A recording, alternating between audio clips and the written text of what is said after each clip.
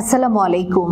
আমন্ত্রণ জানাচ্ছি জাগো টিভিতে। আপনাদের সাথে আছি আমি মমতাজ শাহিন রুম্পা। শুরুতেই জানিয়ে দেব আপডেটগুলো।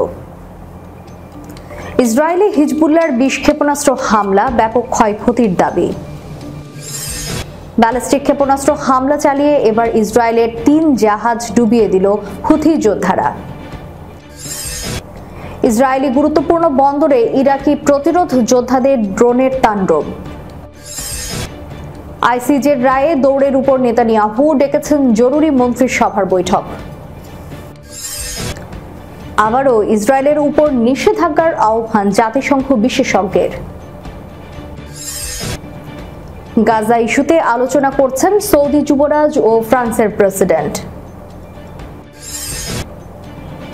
ইউরোপকে যুদ্ধে ঠেলে দেওয়ার পরিকল্পনা করছে ন্যাটো ওয়াশিংটন। দর্শক শুনছিলেন শিরোনাম, এবারে বিস্তারিত। ইসরায়েলে 20টি ক্ষেপণাস্ত্র হামলা চালিয়েছে লেবাননের হিজবুল্লাহর যোদ্ধারা। উত্তর ইসরায়েলের আপার গ্যালিলি এলাকায় এই হামলা চালানো হয়। ইসরায়েলের সেনাবাহিনী জানিয়েছে ইসরায়েলের ভূখণ্ড লক্ষ্য করে অন্তত 20টি ক্ষেপণাস্ত্র ছোড়া হয়েছে।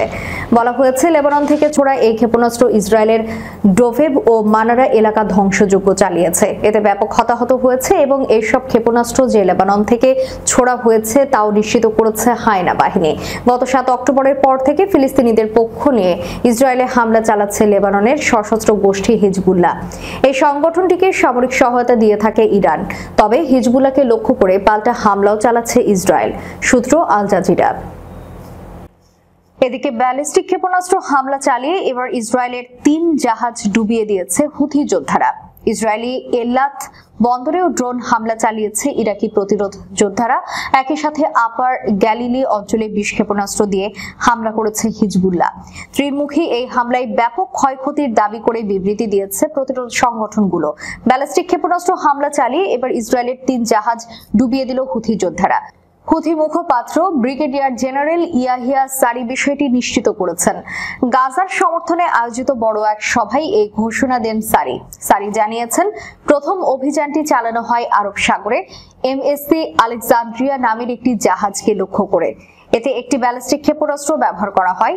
আর দ্বিতীয় অভিযানটি চালানো হয় লোহিত সাগরে। এই হামলাটি চালিয়েছে হুথি নৌসেনাদের বিমান বাহিনী।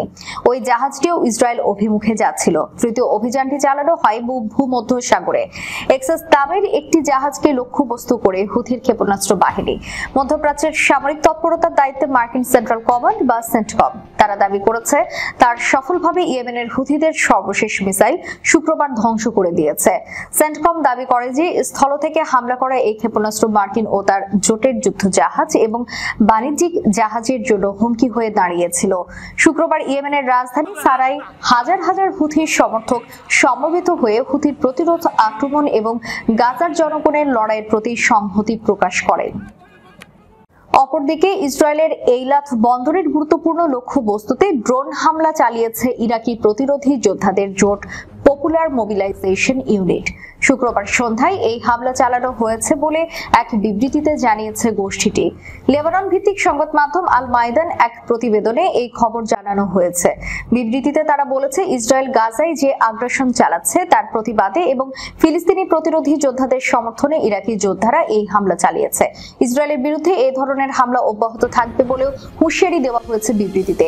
গত 7 অক্টোবর ইহুদিবাদী ইসরায়েল অবরুদ্ধ গাজা উপত্যকায় বর্বর আগ্রাসন ও গণহত্যামূলক যুদ্ধ শুরু করলে ইরাকের প্রতিরোধী যোদ্ধারা এর বিরুদ্ধে রুখে দাঁড়ায়। মাঝে মধ্যেই তারা ইরাক থেকে ইসরায়েলের বিভিন্ন গুরুত্বপূর্ণ স্থাপনাকে লক্ষ্য করে হামলা চালাচ্ছে। এছাড়া ইরাকি যোদ্ধারা মধ্যপ্রাচ্যে বিভিন্ন মার্কিন ঘাঁটিতেও হামলা চালিয়ে আসছে। ফিলিস্তিনের গাজা উপত্যকায় ইসরায়েল যে আগ্রাসন চালাচ্ছে তাতে সমর্থন দিয়ে যাচ্ছে আমেরিকা। আইসিজের রায়ে দৌড়ের উপর নেতানিয়াহু ডেকেছেন জরুরি মন্ত্রিসভার বৈঠক। আন্তর্জাতিক ন্যায় বিচার আদালতের আদেশে উদ্বিগ্ন হয়ে পড়েছেন ইসরায়েলের যুদ্ধবাজ প্রধানমন্ত্রী বেনিয়ামিন নেতানিয়াহু। বৈঠকে থাকবেন পররাষ্ট্রমন্ত্রী ইসরায়েল কাটজ, যুদ্ধ বিষয়ক মন্ত্রী বেনি গাতেঞ্জ এবং সরকারের আইন ও বিচার বিষয়ক উপদেষ্টা। বৈঠকের সংবাদ দিয়ে শুক্রবার আল জাজিরার সাংবাদিক সারা খাইরাত বলেছেন, আন্তর্জাতিক ন্যায় বিচার আদালতের রায়ে স্পষ্টতই উদ্বিগ্ন হয়ে পড়েছে ইসরায়েল সরকার। আইসিজের রায় ঘোষণার পর প্রধানমন্ত্রী বেনিয়ামিন নেতানিয়াহু সরকারের আইন উপদেষ্টা এবং পররাষ্ট্রমন্ত্রীর সঙ্গে জরুরি বৈঠক ডেকেছেন। ইসরায়েলি মন্ত্রীদেরও এই বিষয়ে কথা না বলার জন্য নির্দেশনা দেওয়া হয়েছে। যদি ইতোমধ্যে একাধিক মন্ত্রী এই রায়ে ক্ষুব্ধ প্রতিক্রিয়া জানিয়েছেন। আল জাজিরার সাংবাদিক সারা খায়রাত বলেন, পরবর্তীতে কোনো ব্যবস্থা নেওয়া হলে তারা আইনগতভাবে ঠিক আছে কিনা তা নিশ্চিত করা এবং আইসিজের রায়ের প্রতিক্রিয়ায় আইনগতভাবে সঠিক প্রতিক্রিয়া কিভাবে ব্যক্ত করা যায় সেই বিষয়ে বৈঠকে আলাপ করেন। স্পষ্টতই নেতানিয়াহু সরকার চিন্তিত এবং উদ্বিগ্ন। তিনি বলেন, নেতানিয়াহু ও তার সরকারের মন্ত্রীদের প্রতিক্রিয়ায় বলে দেয় এই রায়কে তারা কতটা গুরুত্ব সহকারে নিচ্ছেন। রায়ের পর প্রথম প্রতিক্রিয়া জানান অর্থমন্ত্রী বেজালেল স্মোট্রিচ। তিনি বলেন, যুদ্ধ বন্ধ করার অর্থ ইসরায়েলের অস্তিত্ব বন্ধ হয়ে যাবে। ইসরায়েল এতে সম্মত হবে না। এছাড়া রায়কে নৈতিক পতন এবং নৈতিক বিপর্যয় বলে অভিহিত তীব্র সমালোচনা করেছে ইসরায়েলের বিরোধী দলীয় নেতা ইয়ার ল্যাপিড। ইসরায়েলের উপর নিষেধাজ্ঞা দেওয়ার আহ্বান জানিয়েছেন জাতিসংঘের স্পেশাল রিপোর্টার ফ্রান্সেসকা আলবানেস।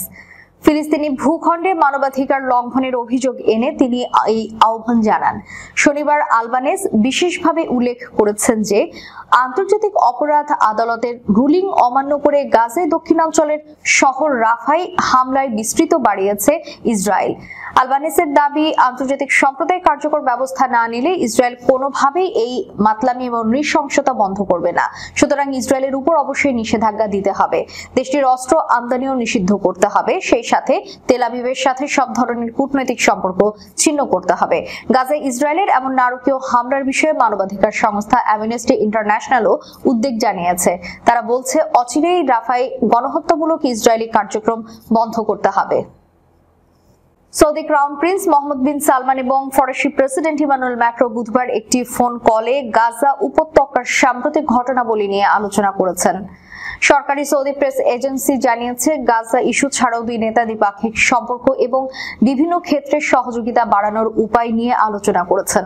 প্রতিবেদনে বলা হয়, বেশ কয়েকটি আঞ্চলিক এবং আন্তর্জাতিক সমস্যা নিয়েও আলোচনা করেছে, যার মধ্যে প্রধান ছিল গাজার পরিস্থিতির সর্বশেষ অগ্রগতি, যুদ্ধ অবসানে আন্তর্জাতিক যোগাযোগ জোরদার করা এবং পর্যাপ্ত মানবিক সহায়তা প্রদানের জন্য কাজ করার প্রয়োজনীয়তা।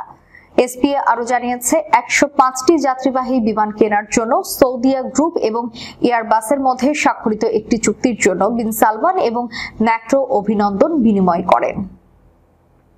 হাঙ্গেরির ডানপন্থী প্রেসিডেন্ট ভিক্টর অরবান বলেছেন, ইউরোপকে যুদ্ধে ঠেলে দেওয়ার প্রস্তুতি চলছে ব্রাসেলস এবং ওয়াশিংটনে।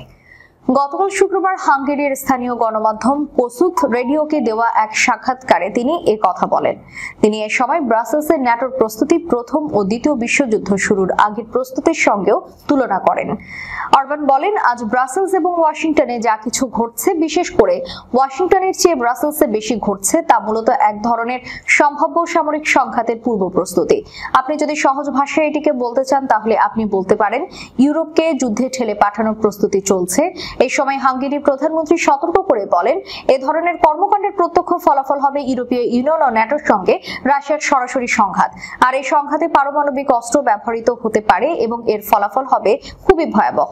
এই সময় অরবান প্রশ্ন রেখে বলেন, কেউ আমাকে বলুন কেন এই সংঘাতকে দূরে ঠেলে দেওয়ার পরিবর্তে আমরা এই যুদ্ধে ঝাঁপিয়ে পড়তে বেছে নিচ্ছি।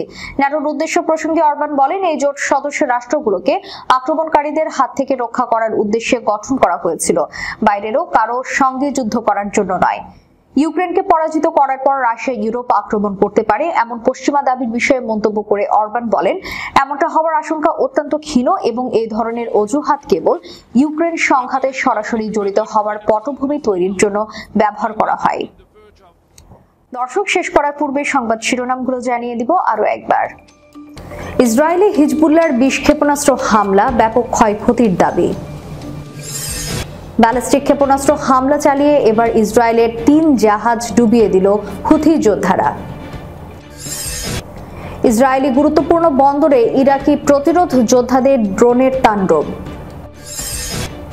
আইসিজের রায়ে দৌড়ের উপর নেতানিয়াহু ডেকেছেন জরুরি মন্ত্রিসভার বৈঠক। আবারও ইসরায়েলের উপর নিষেধাজ্ঞার আহ্বান জাতিসংঘ বিশেষজ্ঞের। গাজা ইস্যুতে আলোচনা করছেন সৌদি যুবরাজ ও ফ্রান্সের প্রেসিডেন্ট। ইউরোপকে যুদ্ধে ঠেলে দেওয়ার পরিকল্পনা করছে ন্যাটো ওয়াশিংটন। এতক্ষণ আমাদের সাথে থাকার জন্য ধন্যবাদ। আল্লাহ হাফেজ।